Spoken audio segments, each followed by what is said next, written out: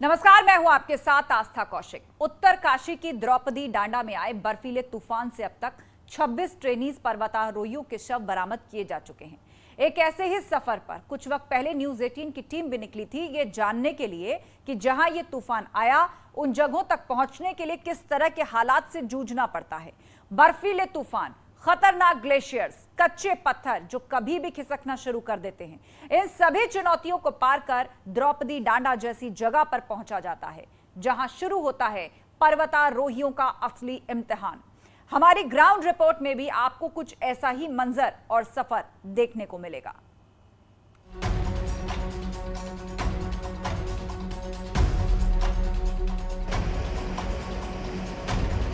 द्रौपदी डांडा के बर्फीले समंदर में अब भी जिंदगी की तलाश जारी है। खराब मौसम ने भले ही रेस्क्यू की रफ्तार रोक दी, लेकिन एवलांच के स्पोर्ट डोकरानी बाबा ग्लेशियर पर 3 ट्रेनी पर्वतारोहियों की तलाश अब भी जारी है।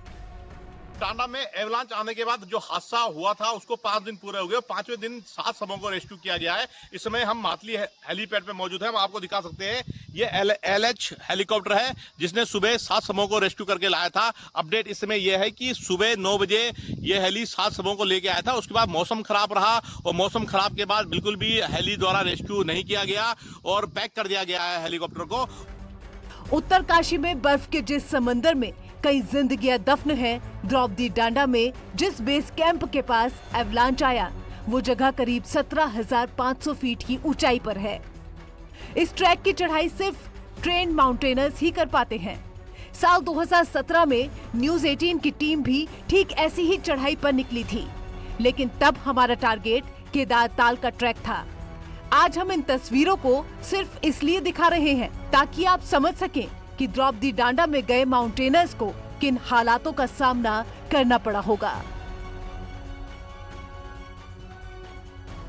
प्रशासन ने एक टीम निम के साथ वन विभाग की एक टीम भेजी जो कि गंगोत्री से केदारताल जाएगी और ये मुआयना करेगी कि क्या आखिर में भरल पे कोई बीमारी फैली है या नहीं, जिसका हम भी एक पार्ट बने हैं। मेरा सहयोगी अनिल नेगी और मैं खुद जाके दिखाएंगे कि क्या आखिर में क्या है ये सच। टारगेट केदार ताल का ट्रैक करीब 14,000 फीट की ऊंचाई को छूता है। दुर्गम रास्ते, बर्फीली चोटियां और हर कदम पर मौत से जूझती जिंदगी।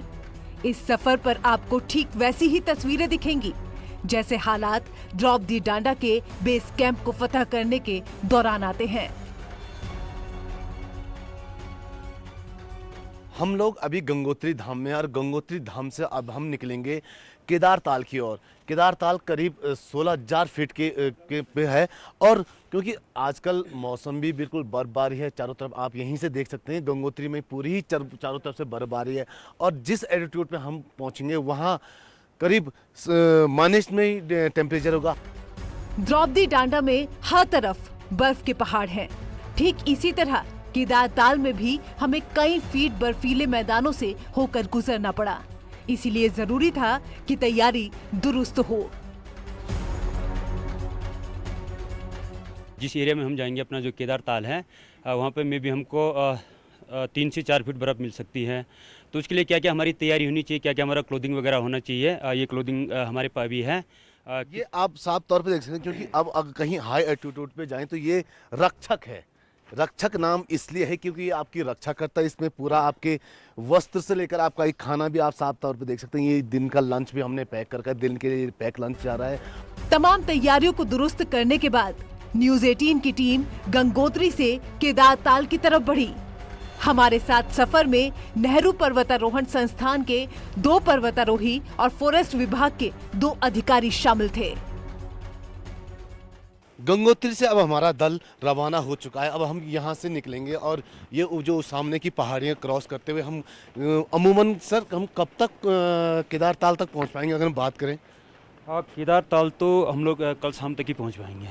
और कितना हमें चढ़ाई और वो मिलेगी? में भी पूरी चढ़ाई है, यहाँ से भी चढ़ाई शुरू हो चुकी है। अभी जहाँ पे हम लोग हैं यहाँ की जो हाइट है में भी 3,100 फीट के करीबन है और हम लोग जहाँ पे जाएंगे में भी 4,500 मीटर के करीबन हम लोगों ने जाना है। तो हमारा ये दल अब रवाना हो गया है और अब हम यहाँ से केदार ताल के लिए आगे मिल पाएंगे। गंगोत्री से केदारताल के ट्रैक पर आगे बढ़ते हुए हमें रास्ते में ही रात बितानी पड़ी। जहां हमें रुकना था वहां ना तो पानी का कोई इंतजाम था और ना ही आग जलाने के लिए कोई साधन था। शून्य से भी नीचे तापमान हमारा इम्तिहान ले रहा था। हमने वहाँ पर क्या किया, एक जो है कॉन्फ्रेंस की है और वहाँ से हमने जो है पूरा एडम सपोर्ट के साथ हम पूरा ऊपर आए हैं।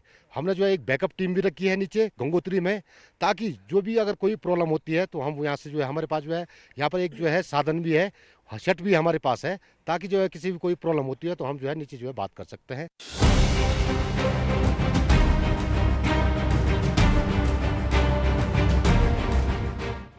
गंगोत्री से हमारा सफर केदारताल की तरफ बढ़ा। अब भी हमारा सफर 2 दिन का बाकी था।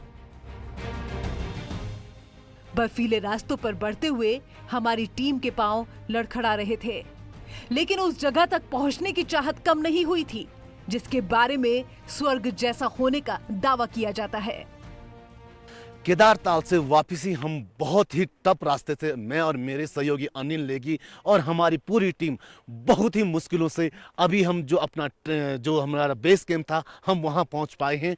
अभी समय हो रहा है करीब 5:30 बजे और हवा इतनी तेज चल रही है कि हम यहां पे ढंग से खड़े भी नहीं हो सकते हैं और पूरी ये शीत लहर एक तरफ से हम ये कह सकते हैं। भले मौसम ने पूरे सफर में हमारा साथ तो दिया, लेकिन आज नहीं लग रहा कि ये मौसम आज हमारा साथ देख पाएगा, क्योंकि बादल ऊपर पूरे चारों तरफ से बादल हैं और लगता है कि रात को कहीं ना कहीं हमें और भी दिक्कतें हो सकती हैं।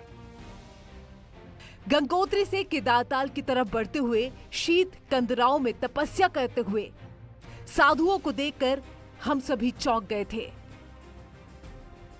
जिस मौसम में एक दिन भी गुजारना मुश्किल हो, वहां भला इतनी आराम से तप में कोई कैसे लीन हो सकता है। कई सन्यासी इन कंदराओं में रहते हैं और यहाँ शीतकाल में भी तपस्या में लीन रहते हैं। हम उन सब साधुओं और उन सन्यासियों से भी मिलने की पूरी कोशिश करेंगे। बाबा क्या नाम लिखते हैं आप? मेरा नाम बर्फानी बाबा नागा भगीरथ गिरी। भगीरथ गिरी आपका नाम है। बाबा आप पूरे शीतकाल में यहाँ कब से रह रहे हैं और कब से आप यहाँ तपस्या? मेरे को 12 महीने हो गए, 12 साल हो गए। 12 साल से आप यहीं रहते हैं। तो क्या आप शीतकाल में किस तरीके से आप जब बर्फ ज्यादा बहुत ज्यादा बर्फ, क्या करें, बैठे अंदर ही धुना बना सेके बैठे अपने अंदर ही। तो यहाँ पे आप तपस्या करते पूरे? तपस्या करते हैं। तो ऐसे कहीं बाबा यहाँ पे अभी रहते हैं जो शीतकाल में भी यहाँ पूरे 12 महीने तपस्या में लीन रहते हैं। करीब 3 दिन लंबे और जानलेवा सफर के बाद हम केदारताल पहुंचने में सफल रहे। हमारी किस्मत अच्छी थी कि ट्रैक पर द्रौपदी डांडा जैसे हालात नहीं बने। हालांकि थलेश्वर ग्लेशियर से गुजरते हुए हमारी सांसें थमसी गई थी, लेकिन हिम्मत और जुनून ने हमें रुकने नहीं दिया। गंगोत्री से शुरू हुआ हमारा ये सफर केदारताल में आज खत्म हुआ।